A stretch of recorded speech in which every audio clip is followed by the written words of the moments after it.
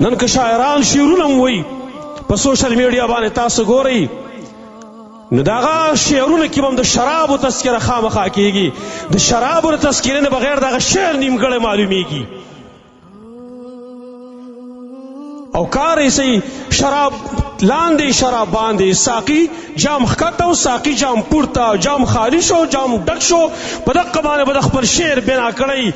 دغه شراب د ستا سر وخوري او دغه جام د ستا په سر باندې مات شي چې ستا شعر بغیر د دې نه مکملېږي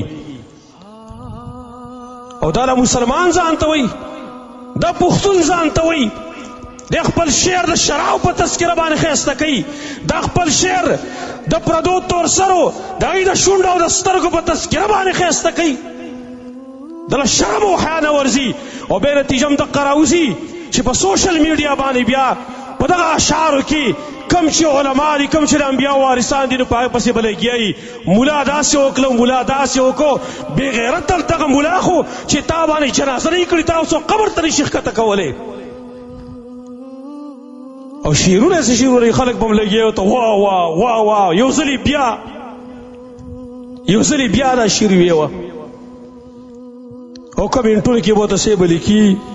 نایس صیبه ډېر زبردست پلان او ډیک وغیره او د هغه به د شعر کې تذکره صحیح شعر کې به د هغه تذکره دای شراب لاندې او شراب باندې او داسې شعر باره کې خو نبي صلی الله علیه وسلم دا فرمایلی وو لأن یمتلئ جوف احدکم قیحا خیر من ان یمتلئ شعرا د یو سړي دا خېټه چې دا د وینو زونه ډکه شي دا ونه بهتر در دی چې داسې اشعارونه ډکه شي هغه والشعراء يتبعهم الغاوون ألم تر أنهم في كل واد يهيمون شاعران داغي تابعدار خو چې کوم دی هغه ګمراهان خلق دی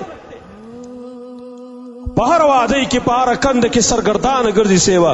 او شکل ته چې وګورې نو ملایکو ته کړي کړي داسې بې خوند شکلي او دی به لګي په عالم پسې او شراب لاندې او شراب باندې ته خو دې اول دې شکل ته وګوروې ځان یې موالي جوړ کړی وګونه یې په یختو کې پټ کړي په ګیره کې به ډیزاین میزاین جوړ کړی او سی به لګي په علماو پسې او شعر به د شراب او تذکرې نه خالی نه شراب لاندې او شرابانې په داسې شعر باندې به موږ څه وکړو چې پای کې د الله او د رسول مخالفت وي او پای کې د اهل علم د هغې بې عزتي د هغې بې احترامي د هغې بې قدري